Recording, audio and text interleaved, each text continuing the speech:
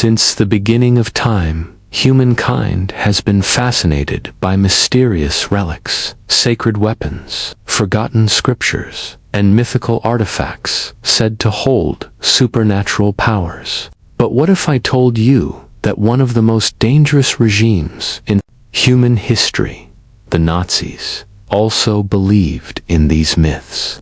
Yes, Adolf Hitler and his inner circle were obsessed with the occult. They believed that hidden deep in the vaults of history were 5 powerful artifacts that could decide the fate of nations. If they could harness their power, the Nazis thought they could secure victory in World War II, and perhaps even rule the world for 1,000 years. Tonight, on Untold Chronicles, we uncover the secret Nazi hunt for 5 legendary artifacts: the Spear of Destiny, Thor's Hammer, the bones of Henry the Fowler, the mysterious Bogoslon petroglyphs, and the legendary Bayeux Tapestry. Stay with us, because the deeper we go, the stranger the story becomes. Among all the artifacts the Nazis desired, none was more coveted than the Spear of Destiny, also known as the Holy Lance, the weapon said to have pierced the side of Jesus Christ during the crucifixion. For centuries, this relic had been wrapped in myth, legend, and prophecy. And when Adolf Hitler laid his eyes upon it, he believed that it was more than a piece of ancient metal. To him, it was destiny itself. The story begins in the 1st century on a hill outside Jerusalem. According to the Gospel of John, as Jesus hung on the cross, a Roman centurion named Longinus thrust his spear into Christ's side to ensure he was dead. Out flowed blood and water. That spear, or at least fragments of it, soon became a Christian relic. From the Roman Empire to Constantinople, and eventually through the turbulent years of the Middle Ages, it was said to pass from emperor to emperor, each ruler believing it carried divine protection. By the medieval era, legends had taken root. Charlemagne, the great king of the Franks, was said to have carried it into battle, never losing while it was in his possession. It was believed that the spear guaranteed victory, and that the one who held it held the destiny of the world in his hands. Napoleon allegedly sought it during his conquests, but it slipped through his grasp. Others whispered that Alexander the Great himself might have carried a similar relic. Each generation layered new myths upon the old, until the Spear of Destiny was no longer just an artifact. It was a symbol of world power. Fast forward to 1912, a young, penniless Austrian named Adolf Hitler wandered through the halls of the Hofburg Palace in Vienna. The palace housed treasures of the Habsburg dynasty, among them the Holy Lance of Vienna, believed to be the Spear of Destiny. According to later accounts, Hitler was transfixed. He stood before the spear for hours, gazing at it as if hypnotized. Eyewitnesses claimed he trembled, whispering under his breath, as though in a trance. One account even suggests that he muttered, "It is calling to me." To Hitler, who at that time was struggling as a failed artist with no direction, the spear represented not just history, but fate. Perhaps, in that moment, he envisioned himself as the chosen bearer of a weapon that had passed through emperors and kings, waiting now for its new master. Decades later, Hitler rose to power. In 1938, when Nazi Germany annexed Austria in the Anschluss, one of his first orders was not military or political, but symbolic. He demanded the spear be taken from Vienna and transferred to Nuremberg, the spiritual heart of the Nazi movement. There, in a church vault, beneath St. Catherine's, it was locked away, guarded as though it were a nuclear weapon. For Hitler, this was not a trophy of war. It was the beating heart of his empire. Nazi propaganda elevated the spear as a symbol of divine right.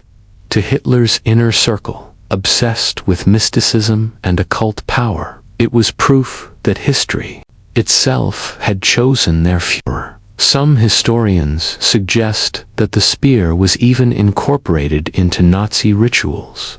Himmler's Ahnenerbe, the SS Institute dedicated to ancient and occult studies, may have studied the relic, hoping to unlock its supposed supernatural power. The spear was said to grant invincibility to those who wielded it, but curse anyone who lost it. This duality fascinated Hitler. He saw himself in the long line of rulers who had carried it: Charlemagne, Otto the Great, Frederick Barbarossa. But he also knew the warnings that once stripped of the spear, its bearer would face sudden downfall. The prophecy seemed to play out in chilling fashion. In April 1945, as the Allies closed in on Nazi Germany, American forces under General George Patton entered Nuremberg. Beneath the church, they found the Spear of Destiny, hidden in a vault. Within hours of its capture, Adolf Hitler took his own life in his Berlin bunker. Coincidence? Or had the spear's curse finally struck? To those who believed in its myth, it was no coincidence at all. Hitler's empire crumbled the moment the relic slipped from his grasp. The spear was taken by Allied forces and eventually returned to Austria, where it remains on display in Vienna today. But its aura of mystery has never faded. Some claim the true spear was never in Vienna at all, that the artifact Hitler obsessed over was a medieval copy, not the real lance of Longinus. Others whisper that secret Nazi agents smuggled the authentic spear away during the chaos of the war, hiding it in underground bunkers or monasteries. Even stranger conspiracy theories suggest that American forces, perhaps even General Patton himself, experimented with the relic, fascinated by the same myths that drove Hitler. Whether real or symbolic, the Spear of Destiny represents something chilling, the way myths can shape reality. Hitler, one of history's darkest figures, did not rise to power by weapons alone. He fueled his ambition with symbols, legends, and the dream of wielding mystical power. Imagine this: tanks rolling into battle, not only under the Nazi flag, but under the belief that their leader was the chosen bearer of a relic that once pierced Christ himself. That belief, however irrational, gave Hitler a sense of destiny, and destiny is one of the most dangerous illusions a man can hold. Today, tourists in Vienna can still walk into the Hofburg Palace and see the lance displayed behind glass. They can stand where Hitler once stood, staring into the past. Is it the true Spear of Destiny? History remains divided, but one thing is certain: in Hitler's mind, it was real, and in his pursuit of it, he revealed the terrifying power of myth, the way a story can drive a man and a nation into darkness. So perhaps the true lesson of the Spear of Destiny is not whether it pierced Christ's side, but how belief in such a relic could pierce the hearts of millions, reshaping the course of history. And that brings us to a question for you. If such relics truly held power, do you think the world would be any different today? Or was the Spear of Destiny never more than a story that one man believed with deadly conviction? At first glance, it might sound absurd: a modern regime of tanks, aircraft, and machine guns chasing after a weapon from ancient legend. But to the Nazis, this wasn't just mythology. It was ideology, history, and power wrapped into one. Let's start with the legend itself. In the sagas of the Norse gods, Mjolnir was no ordinary weapon. Forged by dwarves, it was the hammer of Thor, the god of thunder, protector of mankind, and slayer of giants. When Thor swung it, lightning cracked across the skies, mountains trembled, and enemies were reduced to dust. The hammer was said to never miss its target, and when thrown, it would magically return to Thor's hand. It could shatter armies, topple monsters, and even revive the dead. In Viking society, the hammer was more than a weapon. It was a symbol of faith and identity. Warriors wore small hammer pendants around their necks, especially after Christianity spread through Scandinavia, as a declaration that they still followed the old gods. Mjolnir was both a religious emblem and a rallying cry. Fast forward to the 20th century, and this symbol of power caught the eye of one of the most dangerous men in Hitler's inner circle. Heinrich Himmler, the head of the SS, was not just a brutal commander. He was a man consumed by myth, mysticism, and a warped sense of history. To Himmler, Norse mythology wasn't merely ancient storytelling. He believed it preserved the truth of the Aryan race's origins. The gods of the sagas were not divine beings, but rather exaggerated memories of powerful ancestors, a race of superhumans whose blood supposedly flowed in the veins of the German people. And at the heart of that myth stood Thor's hammer. Himmler imagined that Mjolnir was not only real, but could be rediscovered or even rebuilt, just as Charlemagne's spear of destiny had symbolized divine right to rule. Mjolnir could become the ultimate Nazi weapon of destruction, both a spiritual emblem and a physical tool of war. The SS had its own secret department, the SS Ancestral Heritage Institute, an institute dedicated to studying ancient history, archaeology, and the occult. Its members were tasked with proving that Aryans had been the master race since antiquity. Through the Ahnenerbe, Himmler funneled resources into expeditions across Scandinavia, where they examined rune stones, burial mounds, and Viking relics. Archaeologists combed through sagas and Eddas, hoping to find clues to the hammer's resting place. They studied carvings of Thor battling the Midgard serpent, analyzed hammer-shaped amulets, and even scoured Icelandic manuscripts in search of references to Mjolnir, as if it were a real, physical object lost in time. Some expeditions even focused on caves and ancient worship sites, where the hammer was believed to have been venerated.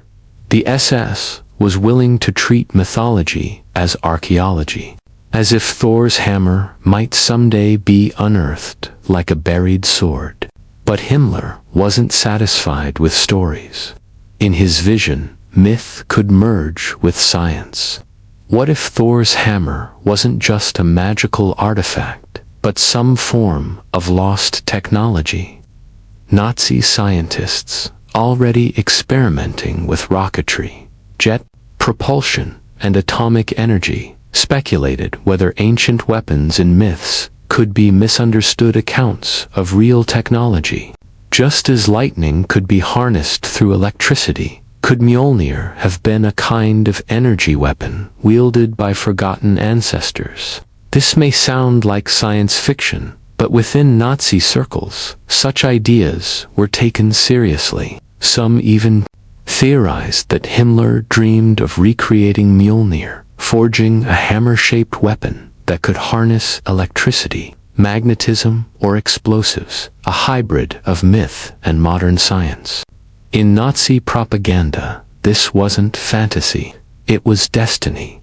The idea that their regime was reviving the lost power of the Aryan gods. Beyond the battlefield, Mjolnir was symbolic within the SS itself. At Wolfsburg Castle, Himmler's personal Grail Temple, rituals tied to Germanic myth were reportedly performed. The hammer appeared in carvings and documents as a sacred emblem, often placed alongside the swastika. Some reports suggest that SS initiates swore oaths under symbols of Thor's hammer, as though invoking the gods of their ancestors. By tying Nazi ideology to Norse mythology, Himmler wasn't just inventing propaganda, he was trying to rewrite history and religion itself. But here's the twist. Despite all the money, research, and expeditions, Thor's hammer was never found. No runestone led to its discovery. No ancient cave revealed its secrets. The hammer remained where it always had been, in the realm of myth. Yet, for the Nazis, the search itself was valuable. By claiming that they were heirs to the gods of the sagas, they painted themselves not just as politicians or soldiers, but as chosen warriors of destiny. The failure to find Mjolnir didn't stop them from using it as a symbol. Nazi propaganda posters sometimes referenced Viking imagery, helmets, runes, and yes, hammers, to draw a straight line from Norse heroes to German soldiers. Here's what's chilling. A regime that built concentration camps, launched world wars, and created advanced weapons also spent resources chasing after ancient legends. Why? Because myths are powerful. They inspire, unite, and terrify. For Himmler, invoking Thor's hammer was not about swinging a magical weapon in battle. It was about convincing Germans that they were part of something eternal, a saga stretching from the gods of the North to the soldiers of the Nazi Empire. By rewriting mythology, the Nazis rewrote identity, and that may have been more dangerous than the hammer itself. Thor's hammer has never been found. Most historians agree it was never more than myth, a story passed down by Viking poets to inspire courage. But to Himmler and the SS, it was something else entirely, a blueprint for the future, a weapon to be reborn. Think about it, in the middle of the 20th century, with airplanes and tanks roaring across Europe, one of the world's most feared regimes still dreamed of finding the weapon of a thunder god. It's both terrifying and absurd. Terrifying because it shows how far they were willing to go to twist myths into weapons. Absurd because in the end they were chasing a story. Yet that story of Thor's hammer became part of the Nazi mythos. And it reminds us that sometimes the most dangerous weapons are not forged of steel or fire, but of belief. So, here's the question for you. If Himmler had somehow convinced the world that he held Mjolnir, even if it were fake, would that belief alone have been enough to change history? Not all Nazi relic hunts were about legendary weapons or mystical artifacts. Some were far stranger, and perhaps even darker. Among Hitler's inner circle, Heinrich Himmler, the head of the SS, was obsessed not only with mythology, but also with Germany's medieval kings and emperors. To Himmler, these rulers were more than historical figures. They were spiritual ancestors, guiding forces whose legacy could be claimed to legitimize the Nazi Reich. And among them, none fascinated him more than Henry the Fowler, a medieval king who ruled Germany in the 10th century. Let's step back in time. Henry the Fowler reigned as King of East Francia from 919 to 936. He was not just a monarch, he was the founder of the Ottonian dynasty, a line of rulers that would shape medieval Germany. He expanded his territories, fortified his kingdom against Viking raids, and laid the groundwork for what later became the Holy Roman Empire.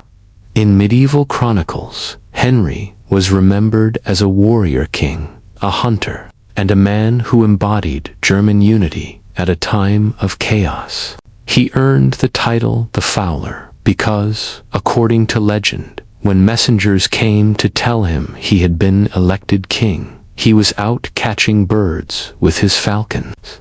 To historians, Henry is a crucial figure in German statehood, but to him, Henry was something else entirely, a holy ancestor, a bridge between the medieval German kingship and Hitler's empire. Himmler was notorious for mixing history with mysticism. He believed the SS were not just soldiers, but a new knightly order, spiritual successors to the warriors of the past. So, in his eyes, Henry the Fowler was not just buried in Quedlinburg Cathedral, he was waiting to be reclaimed. By exhuming Henry's remains, Himmler thought he could physically and symbolically tie the Nazi Reich to the medieval kingdom Henry had founded. In other words, Hitler wouldn't just be a dictator, he would be the heir to Germany's ancient kings. This wasn't archaeology, this was political sorcery. In 1937, Himmler ordered the SS to excavate Quedlinburg Cathedral, where Henry had been laid to rest nearly 1,000 years earlier. Quedlinburg itself was no ordinary town. It was steeped in history, a sacred site in German identity, and home to the crypt where Henry the Fowler and his wife, Queen Matilda, had been buried. The SS entered the cathedral not as scholars, but as priests of a new faith. Carefully, they opened Henry's tomb. Inside, they uncovered bones, relics, and artifacts buried with the king. But instead of treating them as archaeological treasures, Himmler turned them into ritual objects. Reports suggest that ceremonies were staged around the skeleton. The bones were studied, catalogued, and even venerated, not as remains of a dead man, but as relics of Nazi destiny. For Himmler, Henry was no longer a medieval monarch. He was the spiritual father of Hitler's Reich. Himmler's fascination with Henry went beyond science or history. He staged elaborate ceremonies to honor Henry the Fowler, blending medieval pageantry with Nazi propaganda. Some accounts describe how Himmler would stand before Henry's bones and declare the continuity of German rule from Henry to Hitler. For him, the Reich was not new, but eternal, stretching back 1,000 years. In SS ideology, the skeleton of Henry became a sacred relic, much like a saint's bones in medieval Christianity. Just as churches once displayed relics to inspire faith, Himmler wanted to display Henry's remains as proof of the Nazis' divine mission. It was grotesque, but effective. By weaving the memory of Henry the Fowler into Nazi myth, Himmler blurred the line between religion, history, and politics. Why Henry Himmler saw in him the first true German king, a leader who had united scattered tribes into a single power.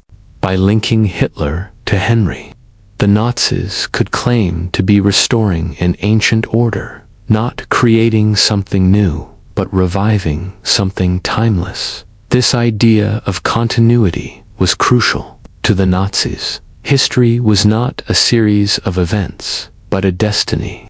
Just as the Vikings had wielded Thor's hammer, and just as Charlemagne had ruled with the spear of destiny, so too had Henry ruled as the father of Germany, and now Hitler would stand in his place. What happened to Henry's remains after the SS disturbed his tomb? During the war, the bones were hidden away in secret. Some were returned to Quedlinburg, but others vanished. To this day, there are rumors that fragments of Henry's skeleton were smuggled out of Germany, hidden in private collections, or locked away in forgotten Nazi vaults.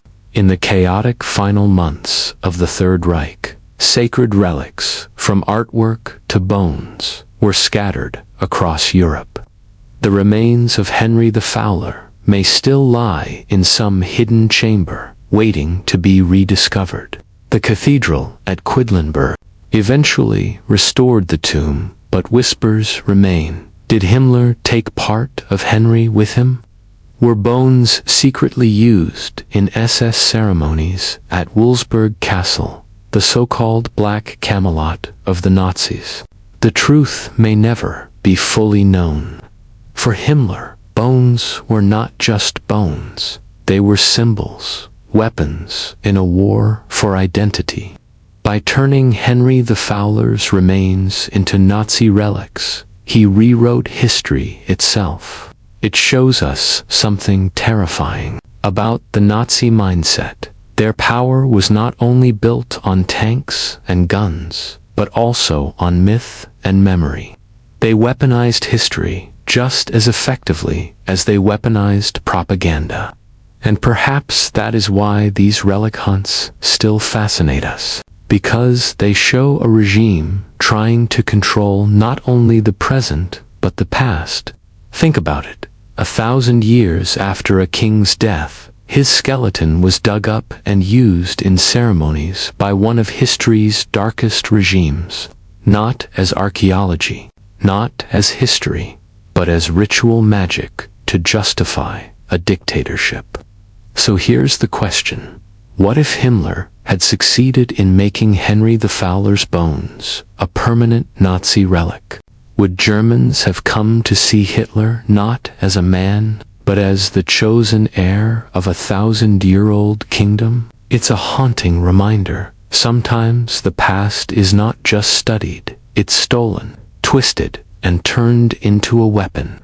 Unlike weapons and bones, this was art turned into prophecy. History of the Bayeux Tapestry, Norman conquest of England, symbolism. Nazi occupation of France, Hitler's obsession with it, Himmler's museum plans, the resistance's daring effort to hide it. Cinematic closing. The tapestry survives as silent witness, outlasting the empire that wanted to claim it. From the Spear of Destiny to the Bayeux Tapestry, the Nazi obsession with relics reveals a darker truth. They were not just fighting a war of tanks and soldiers. They were fighting a war of myths, symbols, and stories. For Hitler and Himmler, these artifacts weren't just objects. They were keys to power, both real and imagined. In their minds, owning them meant owning the destiny of the world. But in the end, the relics slipped from their grasp, and the Third Reich crumbled into ruins. And yet, the myths remain. The Spear of Destiny still draws tourists. The Bogoslov carvings remain unsolved, and rumors of hidden Nazi relics continue to surface in forgotten bunkers and secret vaults. What do you think? If the Nazis had truly uncovered one of these legendary artifacts, could history have taken a different path? This has been another journey into the shadows of history with Untold Chronicles. Subscribe, share, and let us know in the comments, which artifact would you like us to investigate next?